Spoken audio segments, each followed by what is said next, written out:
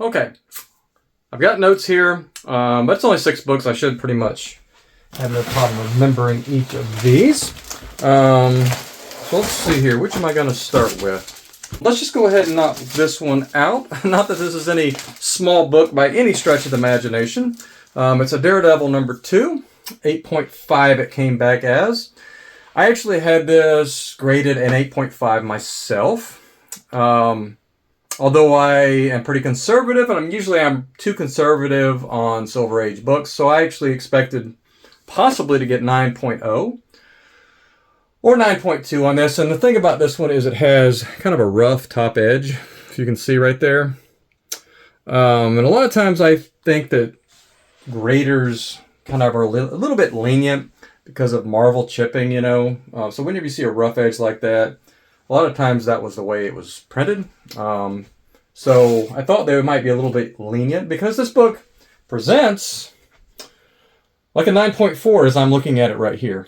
So 8.5 I think is a tiny bit harsh, but that is what I graded it at. But as you know, I'm an extremely harsh grader myself. So whenever I see 8.5, that's like, okay, that's probably the lowest grade I expect normally. So while 8.5 is an awesome grade on that book, keep that in mind. I'm a little bit disappointed with that grade. Okay, this is one of the weirdest things. I've heard of this happening to people before, but I had never actually experienced it myself. And yeah, it's one of these, what's wrong with this picture deals? Look closely at these books. So we got Amazing Spider-Man 2 over here, and Amazing Spider-Man 4 over here. At least that's what the label says. But let's look at this Amazing Spider-Man 2 right here. Anybody that knows these books obviously can spot this immediately. Is this Amazing Spider-Man number 2, like the label says? No, it's number 4. So, yeah, 6.0, 6.5, great grades on these books. But the labels are switched between the ASM 4 and 2. So I got to send those back for a mechanical error. Who knows, are these supposed to be 6.5 and 6.0, or I don't even know. So I'm just going to resubmit them as a mechanical error and just let the chips fall where they may. But I'm pretty sure it's just a label issue. Probably not a grade issue, but I mean, it's basically the same grade anyway, so that's not the huge deal on that. Okay, moving up to really big books now. Yeah, Daredevil number 1. Yeah, what else can you say about this book except absolutely gorgeous, high-grade copy of this book. Once again, I had this graded as an 8.5. But look at this book. See if I can get, I don't know if I can do it justice. Look that label up, that number up there, right there, and look at it yourself. I looked at the comparables between this book and other books that I saw online, and this most closely resembled somewhere between 9.2 and 9.4 if you look at other copies of this book. So I graded it 8.5, just being my normal harsh self. There's a crunch up here with the tiniest beginnings of a spine split. But I mean, I'm talking about 2 millimeters of spine split there. And the grader actually put spine split in the notes. And I don't think it's a spine split technically. I think it's more just like a crunch. So I think that's a little bit harsh. But just look at that book, off-white to white pages. I thought 9.0 was like the lowest we would land, even though I graded it at 8.5 myself, being extremely harsh. But it's borderline 8.5, 9.0 on my point system. So yeah, I actually thought this book had an awesome chance at 9.2. And there's a huge value gap between 8.5 and 9.0 and 9.0 and 9.2. So yeah, a book of this vintage, I'm getting better at grading them. I think 9.4 should be in the conversation. I actually think this is a solid 9.4, except maybe that takes it down to 9.2. So once again, my grading system is very conservative, especially on Silver Age. So I think we need to take another shot at this one. I think we got one of the most harsh graders at CGC for these books because all but one book graded lower than I expected. And that was ASM2 I graded as a 5.5 and it got 6.5. The 4 I graded as a 6.0 and I got 6.0. So yeah. And now on to, well, let's go ahead and do this. Now this is Tales of Suspense 39 First Iron Man. Obviously it's the UK version though. You see that right there. Denotes UK version. Which UK versus American, whatever. Basically, the very similar values. I mean, people pay pretty much the same thing. Maybe just slightly lower for the UK. So, amazing book. I have this as a 5.5. And it got 5.0. But this one has a crease all the way down the middle. A subscription crease. This book was bent all the way in half. Maybe stuffed in a pocket at one time. So there's that faint color break all the way through. Now, the color break is not extending all the way down the book, although the crease is. You can see it there, but the actual color breaks themselves do not extend the whole way. So I thought this book had a chance at higher. That's why I graded it 5.5. I thought 6.0 would be where a grader might land on this book, just because of that fact. But no, it got 5.5.0, which is normal for grading a full subscription crease. So I think the graders saw that there was a crease, you could hold it at angles and saw it, and just went ahead and gave the 5.0 without saying, okay, hold on a minute, there's not color break there, there's not color break there. I think we can go, so I think a lot of graders would go higher. Once again, conversation with the owner on whether he wants to try for a higher grade. I don't know what the dollar amounts are as you go higher in this book. And of course, anytime CGC handles your book, there's always that big risk, right?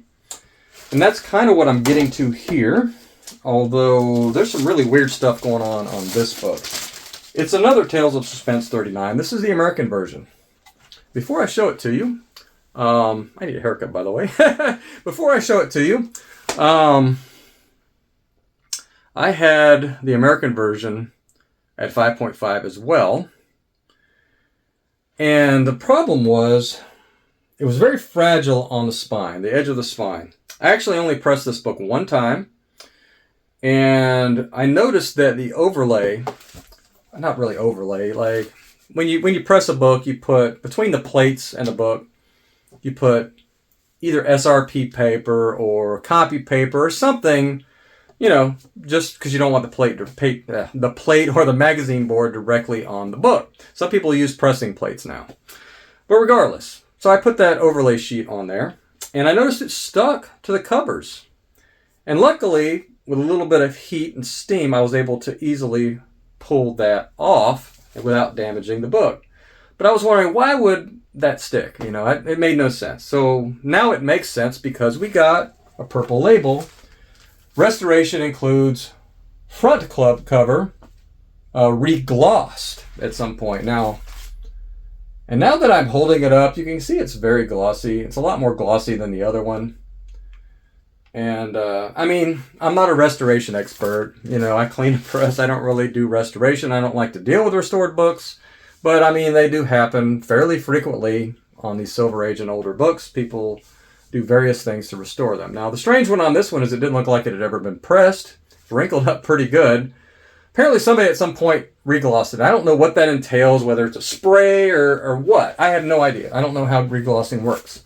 But apparently somebody did regloss it, and I'm pretty confident now that I'm holding it and I'm seeing it in the light again.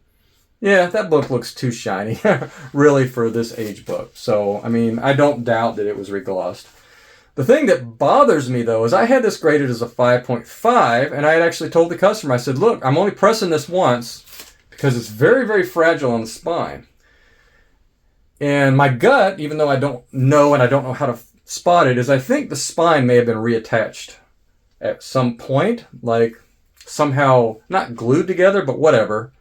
Some kind of spine reattachment had been done, because I noticed after the first press that I could just see that it looked like that spine was going to start splitting at any moment if I didn't handle it with extreme care. So I stopped. I let the owner know what was going on, and he agreed. Just the one press, and man, for one press, man, this book looks really good, really good, without any kind of repairs or anything. With the tack iron, that one press did an amazing job on this book. So I'm happy about that part. But it got 3.5. Why did it get 3.5? Because it's obviously just as nice, I thought, as this one. So, yeah. And I'm looking at it here in the case, and I can see where that spine is split from there to there. And it looks like it's fully split from the top staple to the top. So I'm pretty sure that's why it got 3.5. Now, how much split can you have and get? What grade can you get with a spine split? How much can you get with a 2-inch spine split? So that's what we're looking at. So I have to look at my notes. If I can find that, I actually have researched this at some point. So I'll put that on the screen, what the max grade should be on this book. And because this book presents, I mean, that looks like an 8.0 to me, presentation-wise. Now, there is some water damage. There's some staining up here. Obviously, I couldn't do anything about that. Something can be done about that, but not with the cover re-glossed. Just the process to take it off would be way too risky.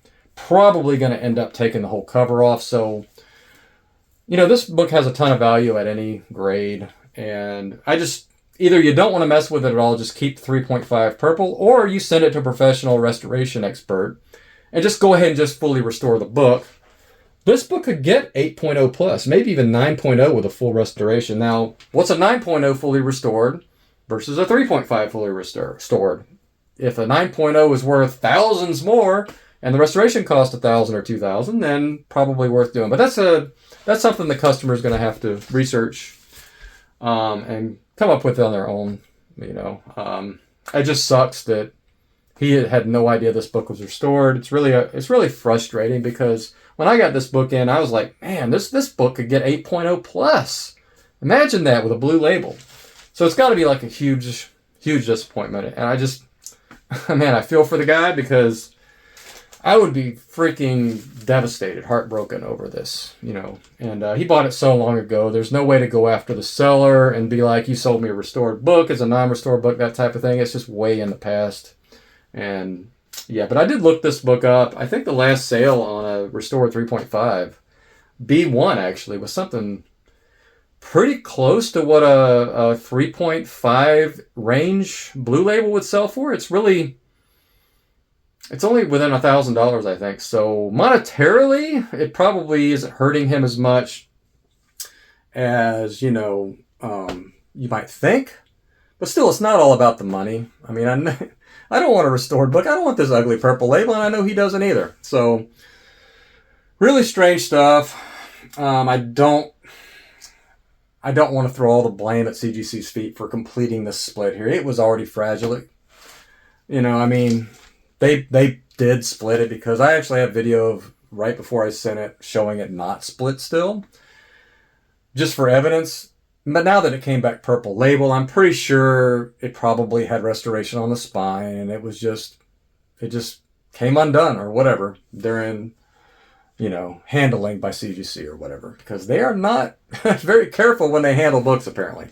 If you watched any of my past videos, you know that they damage books way more often than they should. I'm not talking about every book. I'm talking about it still only happens maybe 2 out of 100, 1 out of 100 books. I don't know, man. I had a 50-book submission where they damaged 22, though. So, I mean, it just depends on the grade you're getting on that day or whoever's handling it. But I don't want to scare people off, is what I'm saying.